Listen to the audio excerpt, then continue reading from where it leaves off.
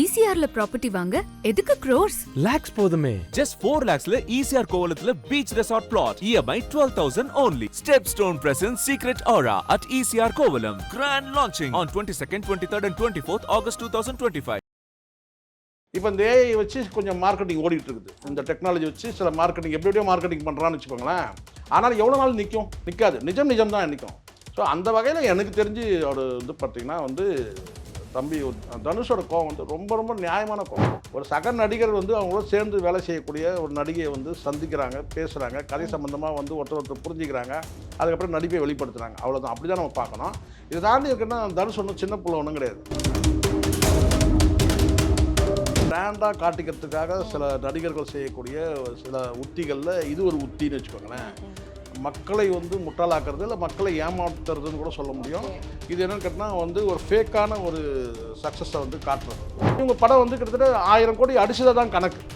அதில் வந்து பார்த்தீங்கன்னா ஆனால் திட்டமிட்டு இந்த சர்டிஃபிகேட் கொடுத்து இந்த சென்சார் சர்டிஃபிகேட் வந்து இந்த ஏ சர்டிஃபிகேட் கொடுத்து அதை தியேட்டர்லாம் அனுப்பி இது வரைக்கும் பண்ணாத விஷயம்.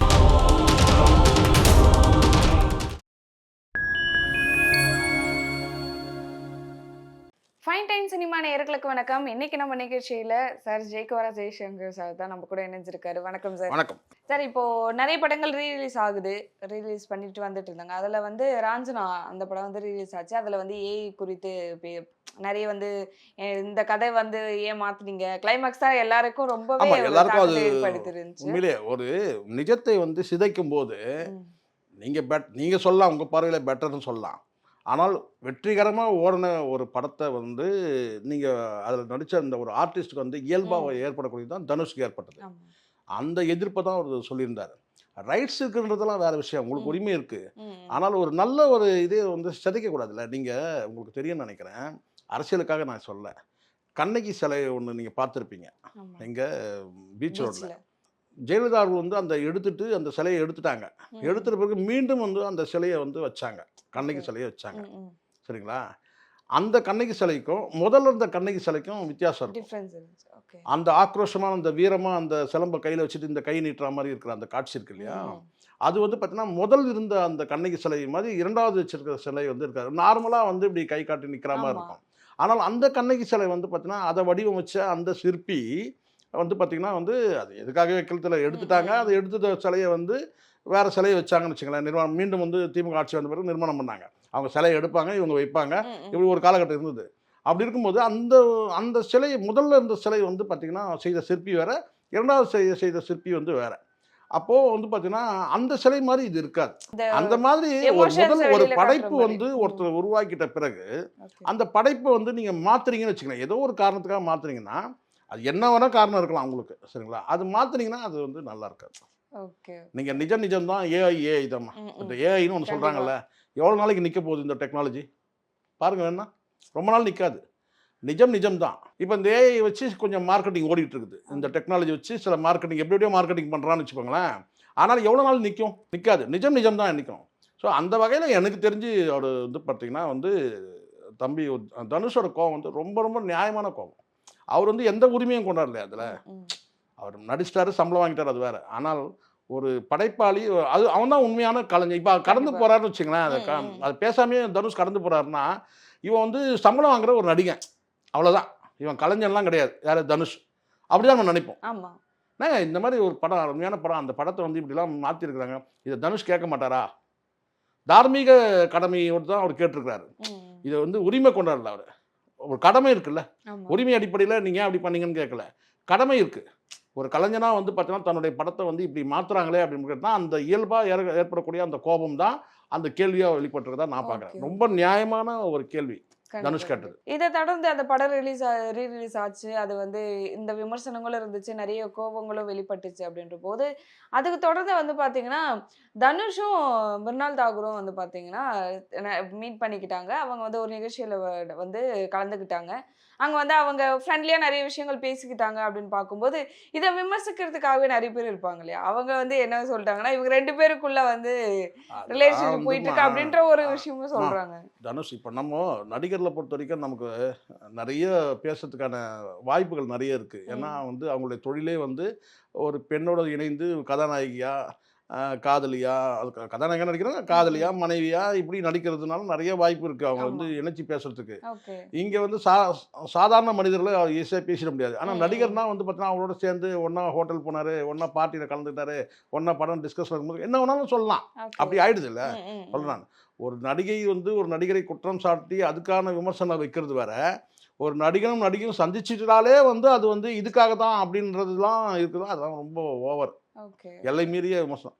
ஒரு சக நடிகர் வந்து அவங்களோட சேர்ந்து வேலை செய்யக்கூடிய ஒரு நடிகையை வந்து சந்திக்கிறாங்க, பேசுகிறாங்க, கதை சம்மந்தமாக வந்து ஒருத்தர் புரிஞ்சுக்கிறாங்க, அதுக்கப்புறம் நடிப்பை வெளிப்படுத்துகிறாங்க, அவ்வளோதான். அப்படி தான் நம்ம பார்க்கணும். இதை தாண்டி இருக்குன்னா தனுஷ் ஒன்றும் சின்ன பிள்ளை ஒன்றும் கிடையாது. ம்.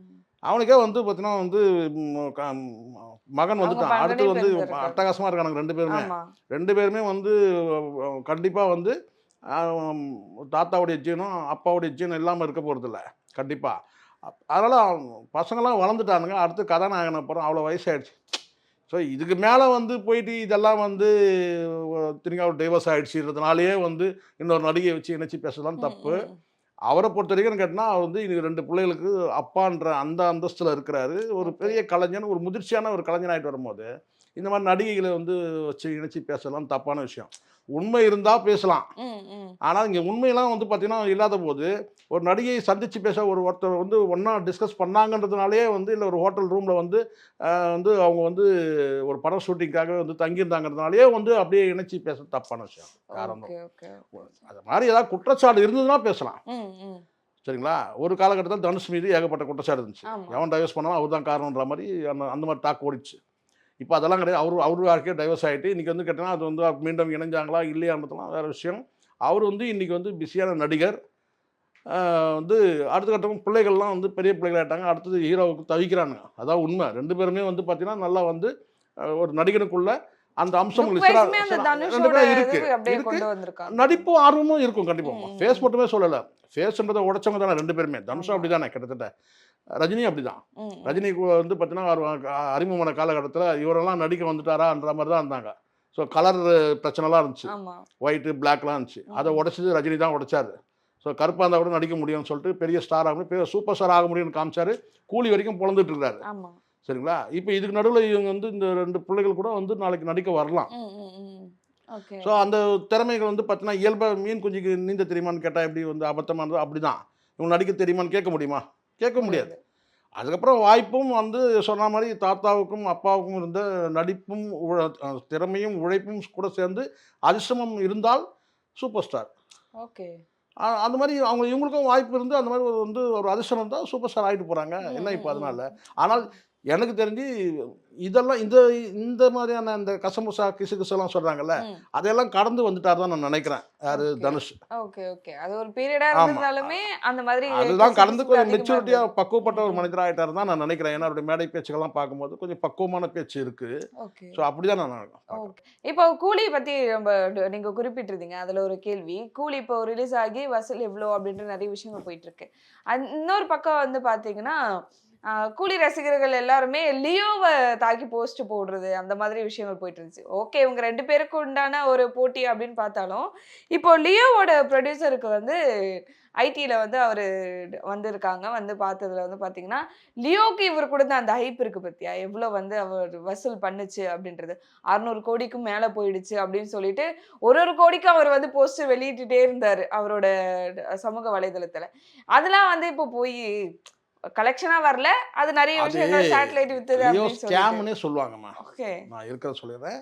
அதாவது தன்னை வந்து பிராண்டாக காட்டிக்கிறதுக்காக சில நடிகர்கள் செய்யக்கூடிய சில உத்திகளில் இது ஒரு உத்தின்னு வச்சுக்கோங்களேன்.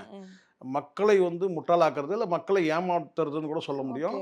இது என்னன்னு கேட்டால் வந்து ஒரு ஃபேக்கான ஒரு சக்ஸஸை வந்து காட்டுறது, உண்மையான வசூல் இல்லாமல் மிகைப்படுத்தி காட்டுறது, உண்மையான சம்பளம் என்னன்னு இல்லாமல் நான் இவ்வளோ சம்பளம் வாங்கினதா சொல்கிறது. ஸோ இதெல்லாம் வந்து ஒரு உத்தி. நான் கேட்டால் நிறைய சம்பளம் வாங்குறாரா, ஸோ அப்போ அவர் மேலே உள்ள பார்வை மாறிடும் மக்களுக்கு. ஒரு முறை அண்ணன் ராதா ரவி சொல்லுவார், இந்த சினிமா ஷூட்டிங் போகும்போது சாதாரண காரில் போனால் அவனுக்கு ஒரு சம்பளம், அதே வந்து வேறு வந்து ஆடி காரில் போனால் அவனுக்கு ஒரு சம்பளம்ன்ற மாதிரி சொல்லுவார். அதாவது காரில் கூட போகிற காரில் வச்சு சம்பளத்தை ஃபிக்ஸ் பண்ணுறாங்கன்ற மாதிரி கூட ஒரு தடவை சொல்லியிருக்கிறாரு. அது உண்மையும் கூட. சினிமாவில் வந்து ஒரு போலியான பிம்பத்தை வந்து காட்டுறதுன்னு ஒரு இருக்குது. அது பல வகையில் காட்டலாம். ம், ம். சம்பளம் வந்து 100 கோடி சம்பளம் வாங்கிட்டு நான் 200 கோடி வாங்கின சொன்ன ஒரு நடிகர்கள் தான் விஜய்லாம் கிட்டத்தட்ட அந்த ரகம் தான். தன்னை வந்து கேட்டால் அந்த பிராண்டாக காட்டிக்கிறதுக்கு பல உத்திகளை கையாளும் போது இதுவும் ஒரு உத்தி. என்னன்னு கேட்டால் படம் ஓடாத படத்தோட ஓடுனதாக காட்டணும், இல்லை இவ்வளோ வசூலாச்சுன்னா அதை வந்து வசூலை உயர்த்தி காட்டுறது, இந்த மாதிரியான வேலைகள்லாம் வந்து அதுதான் லியோ ஸ்கேம்னே சொல்லுவாங்க. இப்போ ஆக்சுவலாக வந்து பார்த்தீங்கன்னா 406 கோடி தான், ஆனால் வந்து இதை வந்து பெருசாக ஹைப் பண்ணி காட்டினாங்கன்னு. இன்றைக்கி அதை வந்து ரெக்கார்டை வந்து உடைக்குது. இப்போ கலாநிதி மாறன் சொன்ன மாதிரி ரஜினி வந்து ரெக்கார்ட் மேக்கர் அப்படின்னு சொன்னார். நான் சொல்கிறேன் ரெக்கார்ட் பிரேக்கர் ரஜினி. ஏற்கனவே இந்த ரெக்கார்டெல்லாம் உடைக்கிறார். அவர் பண்ண ரெக்கார்டையே உடைக்கிறார். விஜயோட ரெக்கார்டை உடைஞ்சிடுச்சு. இந்த கூலி படம் வந்து ஒருவேளை ஏயு சர்டிஃபிகேட் கொடுத்து இந்த படம் ரிலீஸ் ஆயிருந்துன்னு கேட்டால் இன்றைக்கி 1000 கோடி. அப்போ இந்த 1000 கோடியை தடுக்கணுன்றதுக்காக பண்ணது தான். இப்போவே வந்து கிட்டத்தட்ட 700 கோடின்னு சொல்கிறாங்க, கலெக்ஷன் ஆகிருக்கு சொல்கிறாங்க. அப்படி இருக்கும்போது லியோலாம் எங்கேயோ உடச்சி தும்சம் முடிஞ்சிடுச்சு, அவ்வளோதான் லியோ ரெக்கார்ட்லாம். அப்படி இருக்கும்போது இப்போ ஏயு சர்டிஃபிகேட் இப்போ இனிமேல் வாங்க போகிறதா சொல்கிறாங்க. கோர்ட்டில் கேஸ் இருக்குது, அது நடக்குதுன்னு வச்சுக்கோங்களேன். அது வந்தால் கூட வந்து பார்த்தா அடுத்தடுத்து ஹாலிடேஸ்லாம் நிறைய இருக்குது. இன்னும் உங்களுக்கு விநாயகர் சதுர்த்தி இதெல்லாம் வருது. அப்படி இருக்கும்போது இவங்க படம் வந்து கிட்டத்தட்ட 1000 கோடி அடிச்சதை தான் கணக்கு. அதில் வந்து பார்த்தீங்கன்னா ஆனால் திட்டமிட்டு இந்த சர்டிஃபிகேட் கொடுத்து இந்த சென்சார் சர்டிஃபிகேட் வந்து இந்த ஏ சர்டிஃபிகேட் கொடுத்து அதை தியேட்டர்கள்லாம் அனுப்பி இது வரைக்கும் பண்ணாத விஷயம். அது தியேட்டர்லாம் அனுப்பி வந்து இதை ப்ரொஜெக்ட் பண்ணுங்க அப்படின்னு சொன்னதெல்லாம் வந்து அதீதமானது இல்லை. நீங்கள் ஏ சர்டிஃபிகேட் கொடுத்துட்டீங்க, மக்களுக்கான அவேர்னஸ் இருந்தால் ஆட்டோமேட்டிக்காக அவங்களே போக மாட்டாங்க. இப்போ தியேட்டரில் வந்து நான் வந்து ஏஜ் ப்ரூவ் பண்ணுறதுக்கு நான் ஆதார் கார்டை எடுத்துகிட்டு போக முடியும், இல்லை வேறு ஏதாவது வந்து பர்த் சர்டிஃபிகேட் எடுத்து போய் கொடுக்கணுமா நான் அதை வந்து காட்டுறதுக்காக. ஸோ எனக்கு தெரிஞ்சு இதை இந்த மாதிரி விஷயத்தை இனிமேலாவது மாற்றி அமைக்கணும். இந்த ஏ சர்டிஃபிகேட் எந்த அடிப்படையில் கொடுக்குறாங்க, என்ன ஸ்கேல் இருக்கு அதை வெளிப்படையாக தெரிவிக்கணும்ல. என்னென்ன காட்சிக்காக இந்த காட்சி வந்து அப்படி பார்த்தா எத்தனை காட்சிகள் வந்து பார்த்தீங்கன்னா ஷகிலா படத்துக்கே இவங்க வந்து பார்த்தீங்கன்னா ஏயு கொடுத்தவங்க தான் இவங்க. அப்படி இருக்கும்போது நீங்கள் வந்து இதை வந்து நீங்கள் வந்து போட்டு வந்து ஏ சர்டிஃபிகேட் போட்டு இந்த படத்தை வந்து திட்டமிட்டே வந்து இது ஒரு வகையான சதி தான் இது. அப்படி பார்க்கும்போது இங்கே இப்போ வந்து உண்மை வெடிச்சு வெளியே வந்துடுச்சுன்னு கேட்டால் லியோ படம் வந்து ஏற்கனவே ஆல்ரெடி ஸ்கேம்னு பேசப்படுது. இப்போ அந்த படமே 406 கோடி தான் மொத்தமே. கரெக்டாக கூலி படம் ரிலீஸ் ஆன டைம்ல வேற அங்க ஐடி ஆமாம் அப்படி அப்படியே வந்து அதுதான் சொல்கிறேன். அதனால உண்மை என்னைக்கு வந்து வெடிச்சு வெளியே வந்துருச்சு, அவ்வளோதான். ஓகே. ஸோ அதனால் இப்போ உண்மையான வெற்றி என்னன்றதை வந்து இனிமேல் வந்து மக்கள் வந்து தெரிஞ்சுக்கணும்னு சொன்னால் இந்த மாதிரியான வந்து படங்கள் வந்து பிராண்ட் கிரியேட்டர்கள் யார். நான் கேட்குறேன், ரஜினிக்கு வந்து பிராண்டை கிரியேட் பண்ணணுமா? தேவையே கிடையாது. அவரே பிராண்டு. அவர் புதுசாக பிராண்ட் பண்ணி காட்டணுன்ற அவசியமே கிடையாது. உலகம் முழுவதும் ஓடக்கூடிய படம் ரஜினி படம், அது எல்லாருக்கும் தெரியும். இதே நீங்கள் என்னதான் நீங்கள் விஜய் படம் தவிர கேரளாவில் ஒன்றா கொஞ்சம் சுமாராக ஓடும். அடுத்த ஸ்டேட்டில் ஆந்திராவிலையோ இல்லை மற்ற இடங்கள்லாம் வந்து விஜய் படத்துக்கு வரவேற்பே கிடையாது. உலக அளவில் நீங்கள் எடுத்தீங்கன்னாலும் வந்து ரஜினி படம் வந்து பார்த்தீங்கன்னா அது அந்த பிராண்டு வேல்யூவே வேறு. அது நீங்கள் நெருங்க முடியாது. இன்னொருத்தர் நான் சொல்கிறது விஜய் மட்டும் சொல்ல வரேன், இனி வரும் காலங்கள்லையும் வந்து ரஜினி பண்ண ரெக்கார்டெல்லாம் உடைக்கிறது ரொம்ப கஷ்டம். வேற இன்னும் சொல்ல போனால் அந்த பிராண்டாக உருவாகிறதே கஷ்டம் நான் சொல்லுவேன். ரஜினியே நினச்சாருனா கூட முடியாது இனிமேல். ஏன்னு கேட்டிங்கன்னா அந்த மாதிரி ரஜினியே பிறந்து வந்தால் கூட முடியாது. ஏன்னா அவர் ஆரம்பித்த காலகட்டம் வேற, அந்த அந்த அந்த மக்கள்லாம் வேற. 3 தலைமுறை கடந்துட்டாரு. இன்றைக்கும் வந்து பார்த்தீங்கன்னா நீங்கள் அப்பா கேரக்டர் நடித்தாலும் ஹீரோ, அப்பா கேரக்டர் நடித்தாலும் அவர் தான் ஹீரோ. அங்கே படத்தில் அவர் தான் வந்து பிரைமரி ஃபோர்ஸ்ன்றாங்கல்ல, அவர் தான் பிரைமரி ஃபோர்ஸ். அப்போ வேர்ல்டு ஃபுல்லாக வந்து ரசிக்கக்கூடிய நடிக்கிறார். அவர் காலத்தில் நடிக்க தொடங்கினவங்க பல பேர் இல்லாமல் போயிட்டாங்க. இன்றைக்கி அவர் நிற்கிறார்ல. அதனால் ஒப்பீட்டு அளவில் நீங்கள் பார்த்தீங்கன்னா நீங்கள் சொல்லலாம், நீங்கள் சம்பளத்தை இன்றைக்கி 100 கோடி வாங்கிட்டாரு, அன்றைக்கி 150 கோடி வாங்கினாரு, இன்றைக்கி 200 கோடி. சம்பளம் பெருசு இல்லை. உலகம் முழுவதும் இன்றைக்கி வந்து கொண்டாடக்கூடிய நடிகர் யார்?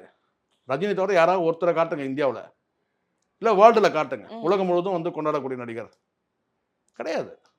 ஸோ அந்த வகையில் வந்து நம்ம வந்து நமக்கு இது வந்து பெருமை தான். இது அவர் கன்னடனா மராட்டியனா அதெல்லாம் பார்க்க வேண்டிய அவசியம் இல்லை. தமிழ் சினிமாவில் நடிக்க தொடங்கி இன்றைக்கி வந்து பெரிய ஸ்டார், தமிழ்நாட்டில் ஒரு சூப்பர் ஸ்டார். அந்த சூப்பர் ஸ்டார் இருக்கட்டா மெல்ல மெல்ல வந்து பார்த்தா அதர் ஸ்டேட்லேயும் பரவி இன்றைக்கி உலகம் முழுவதும் வந்து கொண்டாடக்கூடிய ஒரு ஸ்டாராக இருக்கும்போது அவருடைய வேல்யூ வேறு, மற்ற நடிகருடைய வேல்யூ. நான் விஜய்னு சொல்ல, மற்ற நடிகர்கள்லாம் வந்து பார்த்தீங்கன்னா வந்து அந்த ஸ்டெப் அந்த டவுன் தான் அவங்க. நீங்கள் சொல்லலாம் இன்றைக்கி உண்மை வெடிச்சு இப்போ லியோவில் ஸ்கேம்ன்றது இன்றைக்கி வெடிச்சு வெளியே வந்திருக்கு, அவ்வளோதான். ரஜினி வந்து தானே வந்து தன்னை செதுக்கிக்கிட்டார் ரஜினி, உண்மைதான். பாலச்சந்தர் சொல்லலாம், பல எஸ்பி முத்துராமன் சொல்லலாம், எல்லாம் சொல்லலாம். ஆனால் வந்து அவர் உருவான ஒரு பெரிய நடிகர், தயாரிக்கப்பட்டவர் கிடையாது. விஜய் வந்து ஃபேப்ரிகேட் பண்ணப்பட்டார். தன் தந்தையால் ஃபேப்ரிகேட் பண்ணார். என்ன கேட்டால் பெரிய நடிகராக வந்து ஃபேப்ரிகேட் பண்ணாங்க. அப்படிதான் நம்ம எடுத்துக்க முடியும். ஆனால் ரஜினி அப்படி கிடையாது. அவர் தன்னைத்தானே வந்து செதுக்கிட்டார். அதுதான் வந்து அஜித் சொல்றாரு இல்லையா, தன்னைத்தானே உருவாக்கிக்கிறது ஒன்று இருக்கு, அடுத்தவங்க வச்சு தன்னை தயாரிச்சுக்கிறதுன்னு ஒன்று இருக்கு. அப்படியே அவன் தயாரிக்கப்பட்டவர். விஜய் வந்து தயாரிக்கிறார், அரசியலாக இருக்கட்டும் வந்து நடிகராக தயாரிக்கப்பட்டவர். இவர் வந்து பார்த்தோம்னா வந்து வந்து சுயம்புவா உருவானவர். இந்த மாதிரி நிறைய படங்கள் வந்து பாத்தீங்கன்னா கதையை வந்து மக்களுக்கு அதிகமா போய் சேராதா இருக்கட்டும். ஆனா வசூல்ல வந்து பாத்தீங்கன்னா இவ்வளவு அடிச்சிருச்சு. லியோவே படம் வந்தப்போ இந்த படம் இவ்வளவு வசூல் வர அளவுக்கு இருக்குது அப்படின்ற ஒரு டவுட் இருந்துட்டு இருந்துச்சு. கதையா வந்து பார்க்கும்போது மக்கள் நிறைய எதிர்பார்க்கறாங்க, புதுசா கொடுங்க, இல்லைன்னா வந்து எனக்கு அதிகமா நீங்க மாசின் காட்டினா அது கொஞ்சம் லாஜிக்கா கொடுங்க அப்படின்னு சொல்லிட்டு மக்கள் கிட்ட சினிமா ரசனை எப்படி மாறி இருக்குன்னு நீங்க பாக்குறீங்க சார்? இல்லை, நான் லியோ படத்தில் வந்து பார்த்தீங்கன்னா வந்து விஜய்க்காகவும் அடுத்தது வந்து பார்த்தீங்கன்னா அந்த படத்தில் வந்து ஹைனா நடிச்சது இல்லையா, ஸோ அதுக்காகவும் தான் வந்து வந்து ஏன்னா சின்ன பிள்ளைகள்லாம் ரொம்ப பிடிக்கும் இல்லையா, அது உண்மை. நான் சொல்றது வந்து சின்ன பிள்ளைகள்லாம் ரொம்ப பிடிக்கும். ஆமாம், ஸோ அதனால வந்து ஹைனாக்காகவும் தான் அந்த படம் வந்து ஹிட் அடிச்சது. ரசனை வந்து படம் வந்து ஒவ்வொரு காலகட்டத்தில் ரசனை மாற்றணும். இப்போ டெக்னாலஜியாக பார்க்க ஆரம்பிச்சிட்டாங்க. நீங்கள் கேட்ட கேள்விக்கு நான் ரொம்ப இன்டெப்த்தாக பதில் சொன்னேன்னா, இன்னைக்கு வந்து கிரீன் மேட்ல என்னெல்லாம் எடுக்கலான்றதை வந்து ஈஸியாக சொல்றாங்க. இது வந்து கிரீன் மேட்ல எடுத்தது அப்படின்ற அளவுக்கு இன்னைக்கு வந்து இந்த இணையத்தில் வரக்கூடிய இந்த டிஜிட்டல் புரட்சியில் வந்து சினிமா குறித்த பார்வை வந்து மக்களுக்கு மாறிட்டு வருது. கண்டிப்பா. அதனால மக்களை வந்து இதை வந்து அவ்வளோ ஈஸியாக இனிமேல் ஏமாற்ற முடியாது. இது பெரிய மலையில இருந்து விழுந்துறாருன்னா இது ஒன்றும் கிடையாது, இது கிரீன் மேட்ல எடுத்தது அப்படின்னு சொல்லிட்டு அளவுக்கு இருக்கு. ஸோ அதுக்காக வந்து நிஜமாவே வந்து விழ முடியுமா அப்படிலாம் கிடையாது. மெல்ல மெல்ல வந்து படம் மக்களுடைய ரசனைகள் மாறின்னு கேட்டால் உணர்வுபூர்வமான படங்களை வந்து இனிமேல் வந்து பார்க்க ஆரம்பிச்சுடுவாங்க. சென்சிட்டிவான காட்சிகளை இப்போ நீங்கள் ஒரு படம் நான் பார்த்தேன், ரீசெண்டாக பார்த்தேன், ரொம்ப ரொம்ப ரீசெண்டாக ரோந்துன்னு ஒரு படம், மலையாள படம். அதை பார்க்குறேன் வந்து அந்த படத்தை வந்து என்னடா இருக்குது, ஒரு நைட்டில் முடிச்சிடறாங்க படத்தை. ஒரே ஒரு நைட்டில் முடிஞ்சுது. ரோந்து போகிறாங்க, வந்து ஒரு கான்ஸ்டபிளோ ஒரு இன்ஸ்பெக்டரோ ரோந்து போகிறாங்க. அந்த ஒரு நாளில் அந்த படம் முடியுது. ஆனால் எவ்வளோ வந்து பார்த்தீங்கன்னா உணர்வுபூர்வமான விஷயங்களை அதில் காட்டுறாங்க. இங்கே கிரீன் மேட்டுக்கு வேலையே கிடையாது, எந்த கிரீன் மேட்டுக்கும் வேலை கிடையாது.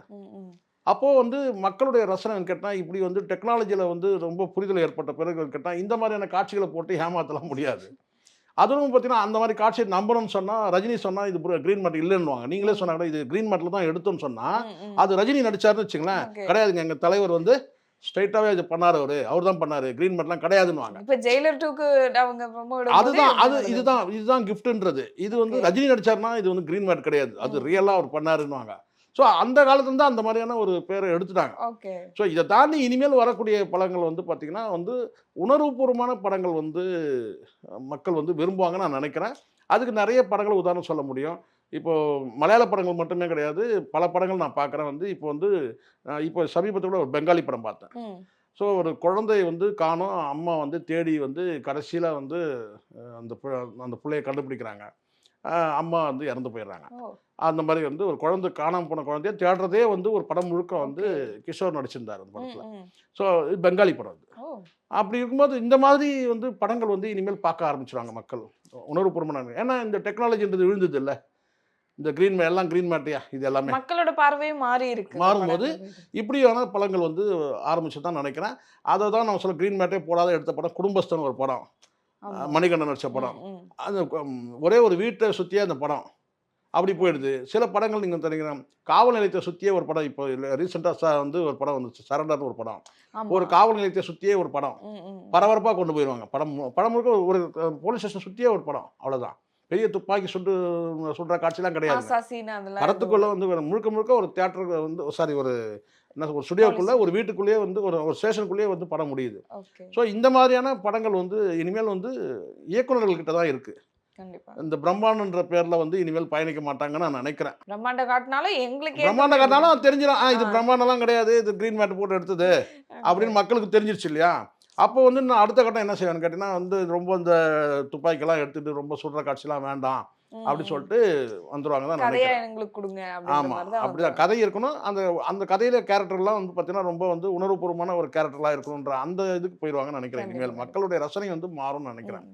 அது காரணம் கேட்டால் அதிகப்படியான வந்து தொழில்நுட்பத்தை பற்றி புரிதல் கூட இருக்கலாம். ஸோ சினிமா குறித்து நிறைய விஷயங்கள் பேசணும். இதுக்கப்புறம் வரக்கூடிய இயக்குநர்கள் கையில் தான் இருக்குது சினிமா வந்து எப்படி கொண்டு போகிறாங்க அப்படின்ற நிறைய விஷயங்கள். எங்களுக்கு நிகழ்ச்சியில் கலந்து கொண்டதுக்கு ரொம்ப நன்றி. நன்றி.